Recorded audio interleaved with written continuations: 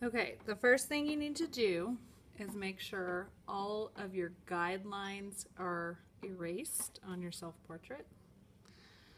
So try to erase every single one because watercolor is translucent. That means you can see through it like stained glass, and you don't want to see any of these guidelines because your artwork won't look as finished and refined. After you've done that, you're going to make sure you have everything. You need eyes, eyebrows, nose, mouth, ears, hair. On the hair, you want to erase the headline because we don't see our headline through our hair.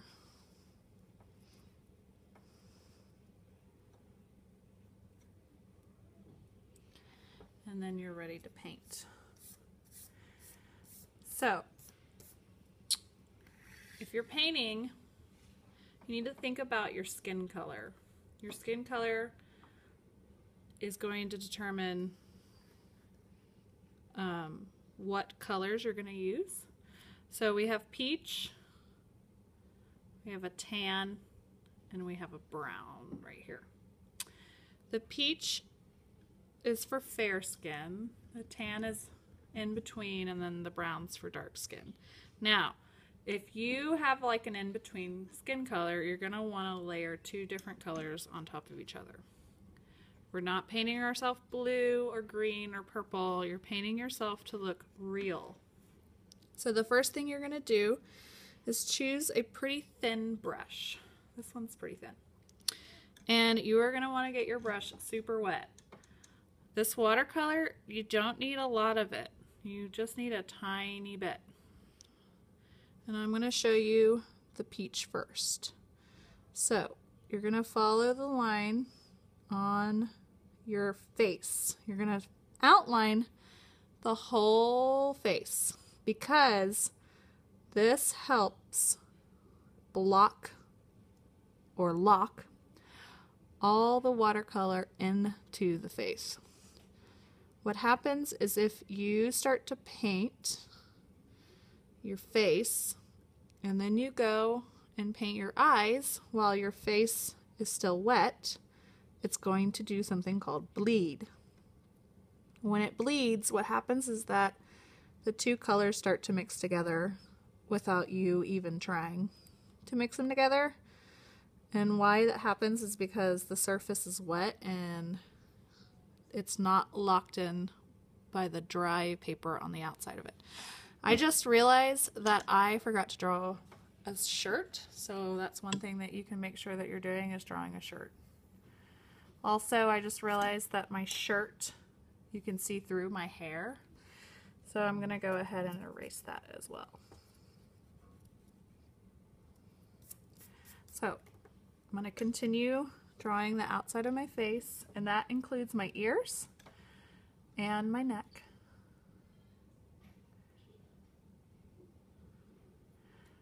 And I'm going to do the same for around my eyes and around my lips because those are not going to be the skin color. Now, this watercolor does not require a lot of paint, okay, or a lot of paint to make the color show. It's pretty, you want it to be pretty thin. Okay, so what I'm doing right now is I'm just using a wet brush and I'm spreading out my outline to the rest of my skin. Okay, so what you want to do is that you don't want to necessarily use a ton of paint because that's going to make it look muddy and it's too dark, you know. So what I'm doing right now is that I am going to start filling in all this. Just like a coloring book, you're just coloring in the rest of your face. Now, if I am, let's say that I'm a little darker than just peach, and I want to layer another color onto my face because I am not fair-skinned, then what you're going to do is you're going to clean off your brush, and you're just going to do that right on top. So I'm going to use a tan, see what happens. Make sure you're kind of getting that color wet, pretty wet before you start painting. It's going to look dry and weird. So now I'm just adding another layer to make my skin tone darker. You want to make it look as realistic as possible. So after you finish that, this takes time. Take your time. This isn't a race. After you do that, you're going to want to pick a part of your self-portrait that isn't touching your face, and you're going to let that face dry for a while, because if you start to paint, like let's say you start to paint your lips, it's going to start to bleed. Now, your lips have a little bit of skin tone in them. So what you're going to do is you're going to go ahead and paint a light skin tone in there. Very light, not very dark. And you're going to let that dry. Okay? So my face is painted and I'm ready to move on to something else. Since my pupils aren't touching anything, I'm going to go ahead and paint those black. Everybody has black pupils. And you're going to want to do that super soft and with a really tiny brush. If you did not draw your pupils, you need to do that.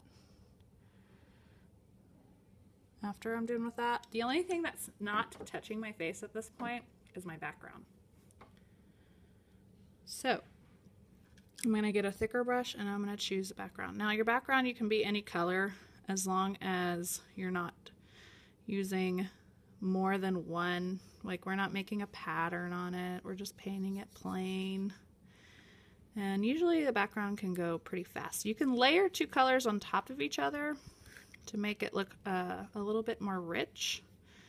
You can see my self-portrait on the board. I did that. I did green and turquoise together to make that a little bit more interesting than just a plain color. And after I do this, I'm probably going to have to wait a little bit for something to dry to start painting something else, because what will happen is it will bleed. Now I want to show you what happens when you bleed and what you can do to fix it. Watercolor is permanent. It won't necessarily fix it completely, but you can at least make it a little bit less bad. So what happens whenever you bleed, let's say you're drawing an eye or you're painting your eye, and I'm going to do this pretty big. And you go to paint, you painted your black. Remember, you do that outline. And then you paint inside. Now, just a second, I have to go get a tissue.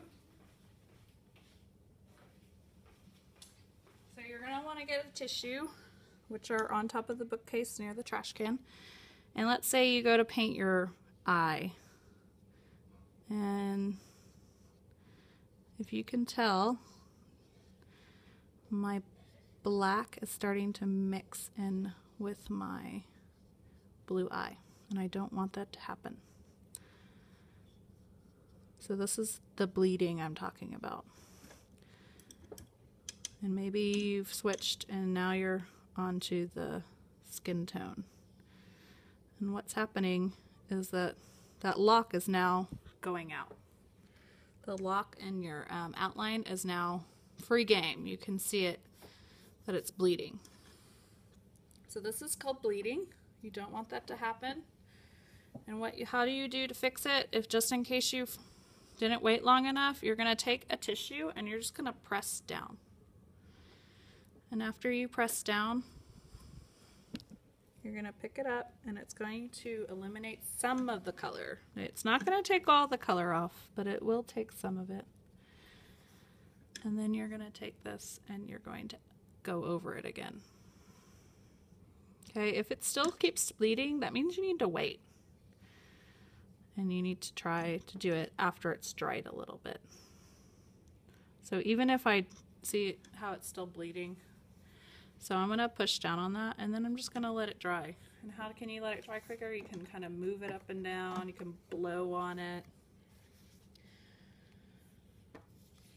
So that's how you start to paint. Make sure it's thin. I'm not going to paint the whole thing today, but what you don't want to see is you don't want to see your color coming onto your paper. I'm using a kind of a dry brush like this.